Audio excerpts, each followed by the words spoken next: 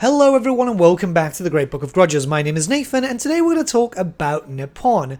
It's something that I wanted to talk about for a while, as what I want to do here is I want to see if it's a realistic type of DLC that we could expect. This is because when we look at the Immortal Empires, right now Nippon is not there, and it's something that kind of shocked a lot of people, but I actually kind of expected. Mostly because that landmass, at least with how Immortal Empires is right now, wasn't really needed. In the future it could be added in, but that's only if a DLC itself is possible. So let's just jump right in, let's talk about Nippon, and yeah, let's see what happens. Alright, so we're going to start off with the landmass itself. Nippon is a landmass in the far eastern reaches of the Warhammer Fantasy world, right next to Grand Cafe, as this is following the whole Warhammer Fantasy is just our world in a distorted sense. It's based on feudal Japan, and this is something that we've seen a lot in Warhammer Fantasy, where a lot of countries are just basically a fantasy version of what they are in real life. The landmass itself isn't that large, but keep in mind it's very similar to that of our real world Japan, which, if you look at a world map, yeah, it's not the largest country now, is it? In terms of canon lore, Nippon was introduced in Warhammer 1st edition, and then started getting a little bit of flavor in 2nd, 3rd, 4th, all the way up to 7th edition, and then afterwards there were mentions, but that's pretty much it. They did get a decent amount of lore in the early editions of Warhammer Fantasy Roleplay too, but the gist of it is what you expected from feudal Japan is what was a direct reference to the foundations of Nippon. Samurais, ninjas, Ashigaru, all that usual type of stuff, which, well, fit well with the theme of Warhammer Fantasy, because we were mostly in a medieval/feudal type of period, so yeah, it fit with the theme. Now, a lot of the lore for Nippon itself was actually mostly focused around puns. So you had Vimto monks, which, named after a popular drink. Then you had their god called the Orange Simca, which, named after a car. A bunch of other stuff was basically named after automobile companies and so on. And an important thing to note here, that early Warhammer Fantasy, and I'm talking 1st edition, 2nd edition, a little bit of 3rd and so on, that was all kind of...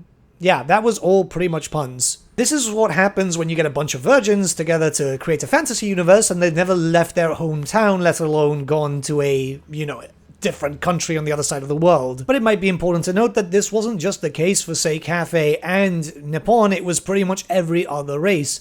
The thing is that Warhammer Fantasy also just kind of focused on being a satire version of everything, and it's what laid the foundations for everything to come in the years to come. Regardless, Nipponese lore did start getting more established and was just, in general, more fleshed out. We know in lore that there were decent skirmishes between Cathay and Nippon, and that even Cathay saw that Nippon was a very notable sea power. We know there's a lot of Nipponese within the territory of Marienburg, a lot of traders and so on, there's even a grand family there, and they've established themselves for a while.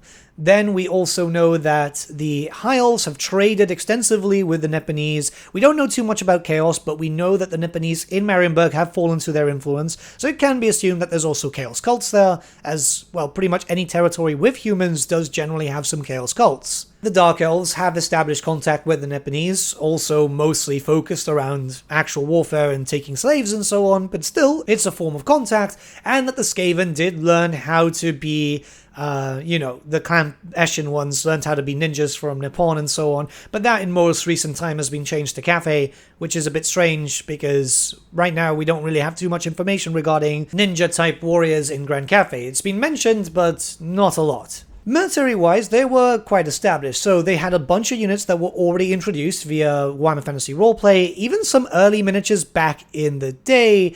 And you can see a decent army list over here. This is from the Warhammer Fantasy Fandom Wiki. And yeah, a lot of stuff is kind of generic, but keep in mind, again, this is early editions of Warhammer Fantasy where a lot of factions were very much the same, but it was enough to just basically start you up, wasn't it? It's a decent army list. They had miniatures, not a lot of them, but again, this was during the time where stuff was being established but never actually fully, properly fleshed out.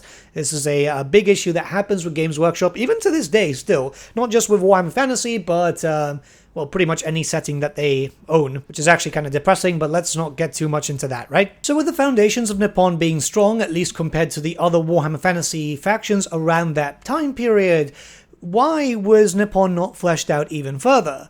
Well, once again, I've got to mention the fact that, yeah, Games Workshop introduced a lot of stuff with the whole door ajar nonsense in an effort to say, well, maybe we'll come to this later. But that never really happened because Games Workshop, you know, they overestimate themselves. They think that they're going to have time for this, and it just never happens. Taking end times aside, even if the end times never happened, I really do think that we'd still not have Nippon in any way, shape, or form. Maybe a few lore blurbs here and there, mostly in the form of Warhammer Fantasy roleplay, because they've been keeping the scene alive for Warhammer Fantasy more than anyone else. I'm not referencing Total War Warhammer here, as yes, there've been a few hints, but new canon usually comes from an official source. And we know that Cubicle 7 have been allowed to change the canon officially in recent years. So yeah, that's something there. Now, that's not to say that there wasn't plans to actually flesh out Nippon. You see, there was an interview not too long ago that Graham Davis actually gave, and he's someone who's been well established in Warhammer for many, many years.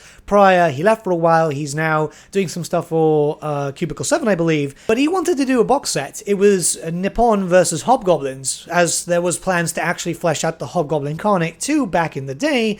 That unfortunately just never happened, but he did say that that was during the time that Japan was becoming more popular in terms of, you know, fashionable. It was a lot of pop culture and stuff like that, and it's almost certain that this wasn't the first nor the last time that something like this was floated about. It's just like a lot of former and current Games Workshop staff do keep very quiet about these things because of NDAs. Sometimes they're allowed to speak on stuff of what could have come, as we've seen that, but it's more often than not just very, very quiet. This was way back in 1984, and we did get some artwork in 1985, which actually brought in a little bit of Nippon miniatures too, but there was Undead Samurai and stuff, which kind of fleshed out a little bit more of the lore, as we know that the undead, or more specifically the vampires, had separated into many different locations, so there could have been a bloodline, or there could still be a bloodline within Nippon just doing their own thing. Plus, the idea of undead samurai, or potentially vampire ninjas and stuff, I mean, it's very Warhammer, and it does sound pretty cool. So take us to the near present day, where the end times have happened, Warhammer Fantasy is dead, yet a resurgence is now happening with the form of Total War Warhammer. Creative Assembly have just gotten the license, and there seems to be hope. There seems to be hope. The game series actually started off quite strong and is getting stronger each time. Yes, we're in a drought right now, but that's no reason to believe that it's not going to get stronger in the future. Popularity is at the all-time high. There's more mentions of Warhammer Fantasy than I've seen throughout my 26 years. God, it's been 26 years since I've been introduced into the hobby. And now we're here at the present day, where the biggest hope for Nippon came with Warhammer 3. Mostly because Grand Cafe was revealed, and that was a race which really did not get that much lore. I would say in comparison-wise, it's more or less the same as Nippon had back in the day. Maybe Nippon had a little bit more. It's the thing where just nothing really got fleshed out that much. But Grand Cafe itself was released as a playable faction. It's something that you can play right now in Immortal Empires, or even in the Realm of Chaos map. Hell, even at some point, I didn't even think that this was possible. I was speculating, but I was thinking, yeah, it's looking unlikely, as I honestly thought that we were going to see the Warhammer 3 map end at the Mountains of Morn. Yet here we are with the Immortal Empires map, and we've gotten something that, well, we weren't really expecting. It is absolutely enormous, and it's got, well, Ind, it's got Koresh. Sadly, no Nippon, however, but I think something like that could change in the future, and I think there's a reason why. Keep in mind the maps can actually get extended. We've seen this happen before. I don't know why people keep saying it wasn't extended. We've seen maps getting extended before. Not just in the Warhammer series, but also in games such as Three Kingdoms. That had a map extension too. It's baffling when people keep arguing that that's not the case. Now, people will use the argument that Ind and Koresh are there and they're just not playable at the moment, or you can't actually even go to the territory, you know, it's completely closed off. And yeah, I understand that too, but we know eventually those areas will open up. It's been stated before. Now, whether or not they'll become their own fully fledged DLC factions, however, that falls within Creative Assembly and Games Workshop, and obviously the popularity of the game. If it starts to dwindle, then there's no time for it. But those areas, those landmasses, had to be in-game anyway, because if they were going to do all the way to Grand Cafe, which they did, those landmasses had to be added in because they're directly attached to Grand Cafe. So whether or not they have minor factions or not, and I do honestly believe we'll eventually get DLC for Ind and Koresh, that just had to be there on the map anyway. Whereas Nippon, well, why would they waste the dev time to add in something they may potentially or may not do in the future? So if it comes to the point that yes, they want to do Nippon in the future, then they can actually add it in. Then they can extend the map. Then they could do the groundwork for it. But the point here, it's just a landmass which is just not going to get used. And it would just be very disappointing if they added in Nippon and it was just minor factions. Whereas in Koresh it's fine because it does need to be fleshed out a little bit more. This is something completely away from the main landmass.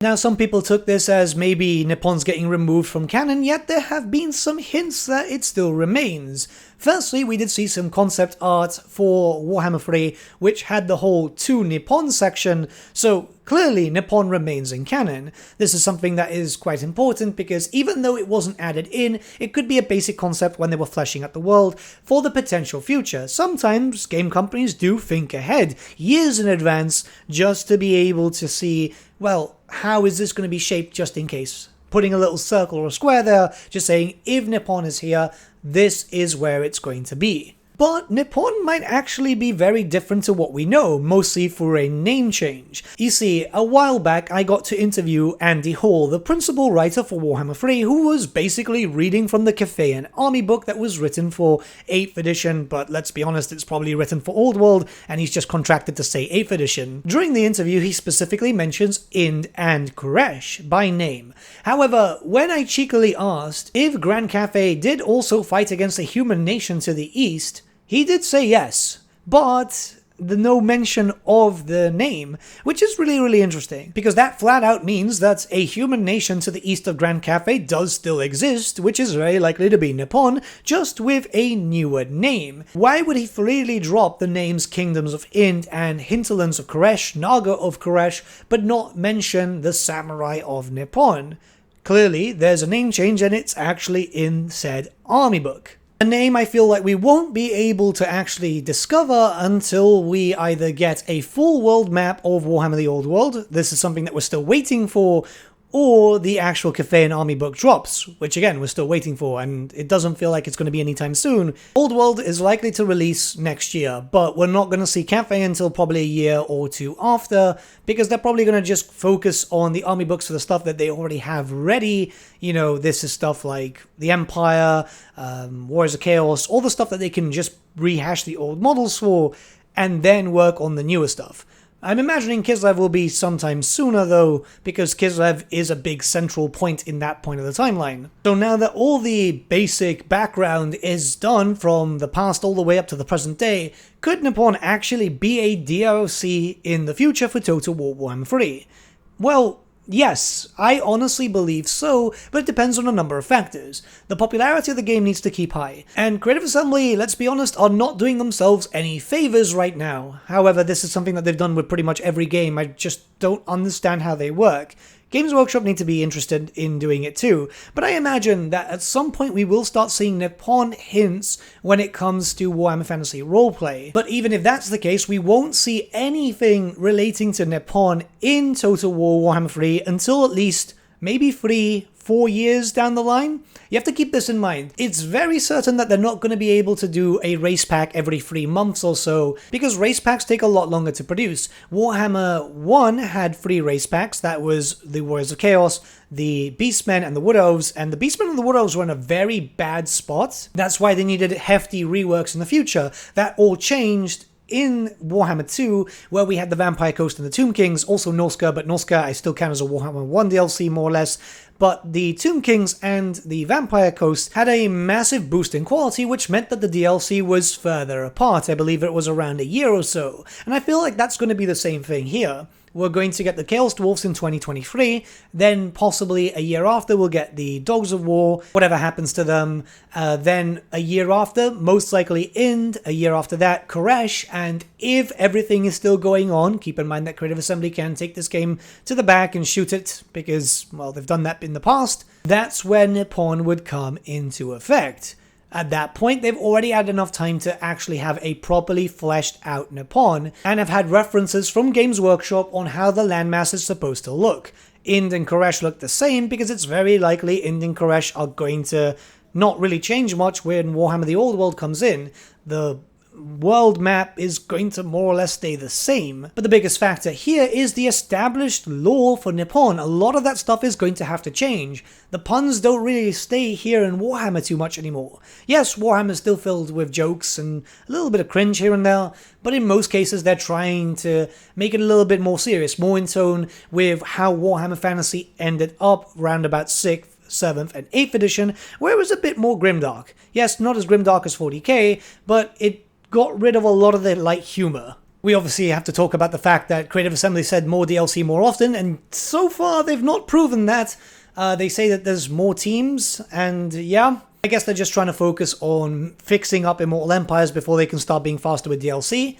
Or if they're flat out lying, yeah, this is going to be an interesting time for us in the future, but we have no reason to believe that they're lying, at least just yet. When it comes to inclusion, it's very likely that Nippon could, in theory, be a Immortal Empires only DLC. This would also be the case for Ind and Koresh, considering on how the Realm of Chaos map is actually situated and placed and just orientated.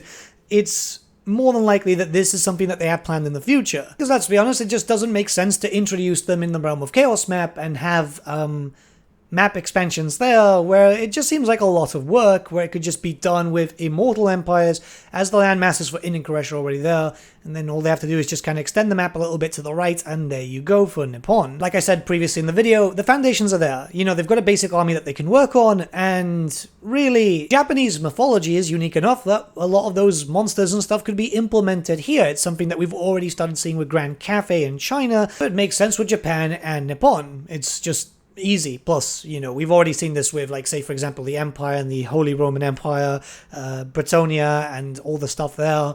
It's something that we take from history a lot when it comes to this universe. And if we go back to Games Workshop, yeah, they've wanted to branch out to the east a lot. They've specifically put this in financial reports and so on. It's very clear that they're trying to put a little bit of interest into Japan because they've announced, or they've actually finally opened the Warhammer Cafe there. It's like the first ever Warhammer Cafe.